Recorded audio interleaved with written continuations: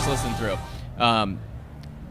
I thought it was about relationships in high school, like going through like a high school relationship. I felt like it was in a teenage like romantic comedy, right off the bat. And then the second listen through, I was like, I think I'm in a terrible political climate. I'm having a lot of emotional, controversies here internally. But when you're writing that album, it's so different than your other albums as far as the writing goes. And it feels a lot more like you took a direction to say something and speak something and put a message out there. Was that the idea going into it, or did just that happen?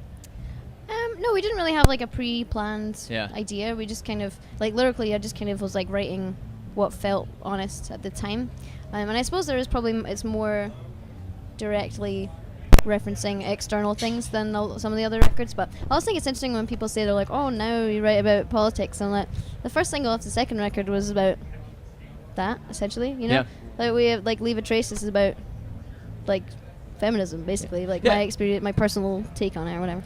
Well, it's never been a secret, too. You've been very outspoken about how you feel about it. You guys are super supportive on both sides. But I think it's an interesting climate for the guys to be in, because do you sit back and let Lauren, you have the voice, you have the words and the ability to do it, and then they're going to look to you guys to see how you react a little bit to it. What's your mentality going into some of those conversations when it came to whether the Me Too movement, which, by the way, you were talking about way before there was a hashtag, so it's never been a secret. So as you guys are experiencing everything that's going on, it's important for guys to be there and to be supportive, but to very much be in the background of this conversation. I don't think it's really our conversation to be leading. Okay, interesting. But very happy, very honored and fortunate enough to be able to support people that are making a difference. Yeah. Yes, I do think that's interesting. A lot of the time in the media, like what a woman says needs to be framed or backed up by a man. Right. So like what we're seeing happening in America just now, I'm like, okay, but you won't take the word of one woman, but you'll take the word of one man. Right. Yeah, and it takes a whole movement of women to match the same word, which is great. Do you see a different climate overseas than you do here right now, in that instance specifically, I guess? In terms of the... In terms of, I guess, one, what's actually going on, two, what's being brought to the forefront? I would say that it feels like it's been talked about similarly in the media here and there. And at home, in terms of like Me Too. Because you don't hear a lot about it here, so I don't know if it's just because we're in the middle of this here and I don't hear it. We're making a whole big mess over there with good. Brexit. Yeah. We're pretty busy like ruining Europe, so we're pretty tied up with that at the moment. So. And some of the backlash on social media too. More and more artists are coming out and especially showing the pressures of social media. I know you caught a lot of it too, and you guys, it's probably not easy to see a lot of people coming at her with which is going to happen, comes with the territory. Do you feel pressure like it's getting too much on social, or the backlash, or do you welcome it? I think I just use it differently now than I did at the start. Like, I don't treat it. It's not like not that it's not real, but I don't use the internet in the same way that you use the internet, I don't imagine. You don't know my life. Well, that's true. I don't know. But then, you know what I mean? I don't use it as, like, a way to communicate with friends and stuff in the same way. And I don't know. I think, like, sometimes I can pretty much predict what's going to annoy people and what's not. So when they get all upset about it afterwards, so when you want to annoy people... I knew, though. And I don't know. I think you just kind of have to come to terms with it. And we got that stuff. We caught flack from people before we even said anything about politics anyway, because it's literally just a woman existing in a space that people don't want them to be in, or you're existing in that space in a way that they don't sign off on. So, well, it's interesting because you naturally, become the front of the group, but that's not how you guys, think of yourselves. It's not you and the guys, which is a lot of how pop and electronic acts, you see them, producers, and then the pretty voice up front, and that's not how you guys portray yourself, which I love that message. Do you find it hard to get past that whole idea of, hey, there's the pretty girl up front singing and the two guys doing the thing in the background? Well, I think if I was a man, we wouldn't be having this conversation, Nobody is annoyed that Tom York's the front man of Radiohead. Nobody's annoyed that Alex Turner is the front man of the Arctic Monkeys. We only have this conversation because there's a woman. So we've always kind of been conscious of trying to make sure that it's represented as a band. Do you think that's okay, though, to have that conversation? Because...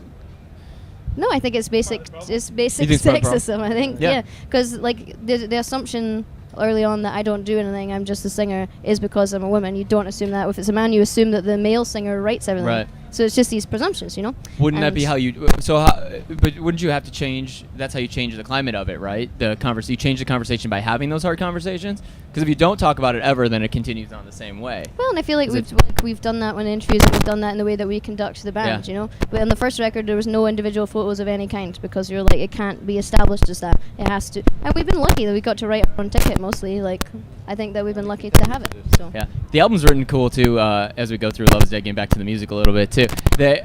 Because it takes you through a journey. It takes you I felt like it took me through a journey, and every song is a little bit of phase, and you get to Miracle was has some of those messages. Which again, first listen, I was like, oh, what a love story. I'm like, oh no, maybe it's a political story. I can't really tell. It's a trap. It's a trap. It is a trap you go through. And then, but I do want to talk about the new one that it just came out. It was Out of My Head, right? With the Japanese group. Yeah. Where did you guys link up with them? How did that happen? That was you did it? No. That was just something, an idea that came around from spitballing, and we met this girl called Mai from Wednesday Campanella, an act in Japan. We linked up through our label and we hung out, and there was a good chemistry, and we were both down to collaborate, and we had this thing like left over from Love Is Dead that we were really into, but we couldn't really make it fit on the album. Yeah. So we kind of set about trying to figure out ways that we could make those two things fuse, and particularly for the Asia first and foremost. But it's been really cool to watch it translate like across the board. I think people like the song.